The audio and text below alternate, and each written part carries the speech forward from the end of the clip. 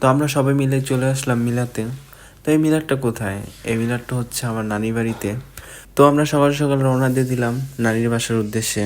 তার জন্য কিছু কেনাকাটা করে নিলাম। আর দেখতে পাচ্ছেন আমি হাঁটতেছি, প্লাস মিলাদ শেষে আমরা অনেক ঘোরাফেরা করলাম, নানার ক্ষেত দেখলাম, আর ক্ষেতের থেকে কিছু পেঁপে খেলাম, আর অনেক মজা করলাম। দেন আমাদের ব্লগটি শুরু করা যাক। হ্যালো, আসসালামু আলাইকুম গাইস, চলে আসছি নতুন একটি ব্লগ ভিডিও নিয়ে। আজকের ব্লগটি হচ্ছে আমরা যাব আমার নানির বাসায়। তো নানির বাসা হঠাৎ যাওয়ার কারণ হচ্ছে একটাই, সেখানে মিলাদ হবে। তো সেই মিলাতের জন্য সকাল সকাল রওনা দিয়ে দিলাম। তো দেখতে পারতেছেন এই যে আমি হাঁটতেছি, আর এটা হচ্ছে আমাদের এলাকা। এখন হাঁটতে হাঁটতে চলে আসলাম নৌকার ঘাটে। দেন নৌকায় উঠে চলে যাব আমরা নদীর ওই পার। ওইখানে নদীর ওই পারে আমিন বাজার। দেন আমিন বাজার থেকে গাড়িতে উঠবো। তার আগে একটু নিজের একটু ভিডিও করে নিলাম। আর আপনারা অবশ্যই জানেন যে এত রোদের ভিতরে ছাতা কেন, এটাই সমস্যা, কারণ প্রচুর পরিমাণ রোদ, আর এই রোদ যেখানে পড়ে সেটাই জ্বলে যায়। তো এর কারণে মূলত ছাতাটা নেওয়া। তো চলে আসলাম আমিন বাজারে। এখান থেকে টুকটাক কিছু কেনাকাটা করে নিলাম। তো হাঁটতেছি রাস্তা দিয়ে, এখনই গাড়িতে উঠে পড়বো। তো গাড়িতে উঠে পড়লাম, উঠে পড়ার পর এখন আমরা চলে যাব কোথায়? এখান থেকে চলে যাব হেমাদপুর।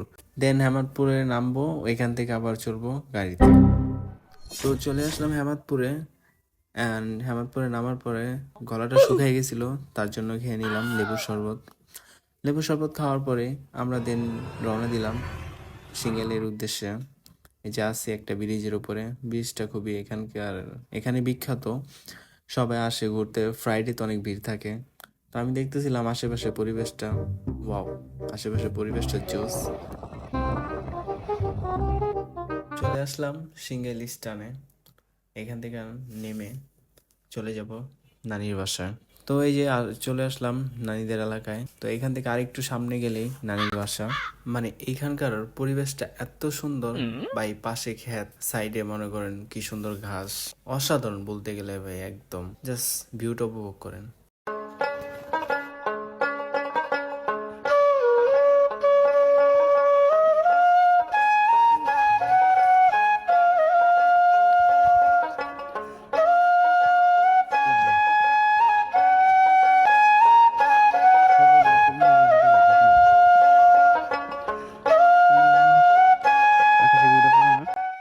তো বাসায় আসার পরে অলরেডি মিলাদ শুরু হয়ে গেছে। তো মিলাদে অংশগ্রহণ করে নিলাম। তো মিলাদটা শেষ হলে দেন আমরা ঘুরতে বেরোবো বাহিরে। আপনারা দেখতে থাকেন। সালাম আল্লাহ যেমন কবুল করে, সকলে বলি আমিন। আমরা এতক্ষণ এখন যাবো কোথায়? আমরা এখন কই আসছি? আমরা এখন আসছি কই খেতে, ঠিক আছে? তো গাইস, আগেরকার মানুষ কি করতো? আগেরকার মানুষে দেখছেন কি সুন্দর সুন্দর এই যে খ্যাত, এই খ্যাত গিলা করতো, খ্যাত কইরা জীবন যাপন করতো। আর আমরা হইছি কি নবাব, ঠিক আছে না? খেতে আহি না, খেতে বাড়া দেই না, আহি না, না এলে কেমন হইব বুঝবি মতো।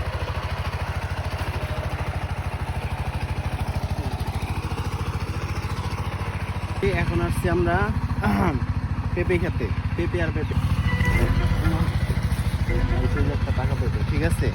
এটা হচ্ছে গাছ পাকা একটা পেঁপে, খুবই মজা, এটা খুবই সুস্বাদু। এটা খাইলে বাপুরের মজা হবে। পেঁপেটা গাছকে আমরা কি করবো? খাবো, খেয়ে দেখবো। পেঁপেটাকে জীবাণুমুক্ত করতেছি, তারপর খাবো, খেয়ে আপনাদেরকে দেখাবো। ও গাইস, খুবই মিষ্টি একটা পেঁপে। ও, কালারটা দেখছেন? অসাম। এইভাবে গাছের থেকে পেঁপে ছিঁড়া খাওয়াটা মজা আলাদা। গাইস, আমি চাইলে এভাবে গাছের থেকে কামড় দিয়ে ছিঁড়া খাইতে পারতাম, কিন্তু খাইলাম না। এটা আপনাদেরকে ভিডিওটা জাস্ট দেখানোর জন্য, দেখেন। তো গাইস, দেখতেছেন কত পেঁপে, মানে ফালা দিছে, পরে পরে রয়েছে, কিন্তু কেউ খায় না। আর এই ক্ষেত্রে হচ্ছে এটা পুরোটা, এই পুরোটা দেখা, এই পুরোটা আর এই যে এই পাশের পুরোটা, এটা হচ্ছে, হ্যাঁ, এই পুরোটা। আর এই পাশে আবার এই যে কিছু ক্ষেত আছে, এইটা, হ্যাঁ। তো এইটা, এগুলো হচ্ছে, এগুলো আমার নানাই করে, ঠিক আছে? এই যে এই ক্ষেতটা আমার নানার ক্ষেত, এইটা এইগুলো পুরোটা, ঠিক আছে? ক্ষেতের ভিতরে পেঁপের অভাব নেই, আপনি যত খুশি তত পেঁপে খাইতে পারেন, কোনো সমস্যা নাই। চিন্তা করছি উফ, এটাও পাকা আছে, কিন্তু দেখেন এটাও পেঁপেটাকে ফাটা দেয়। কুয়ানো এই যে এখানে একটা, এটা না, এটা কালার না। এটাও পাকছে ভিতরে। হ্যাঁ, ভিতরে পাকছে। ওইটা না, ওইটা খাম। এটা সুন্দর দেখা না হুম। গাইস, এটাকে আজকে খেয়ে দেখাবো আমরা। গাছের পাকা পেঁপে খাবো আমরা।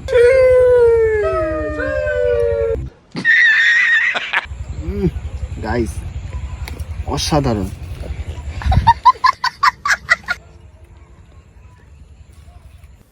আজকের ব্লগটি এই পর্যন্তই। ব্লগটি ভালো লেগে থাকলে অবশ্যই লাইক কমেন্ট শেয়ার করে দিবেন। আর দেখা হবে এই ব্লগের সেকেন্ড পার্টে। আল্লাহ হাফেজ।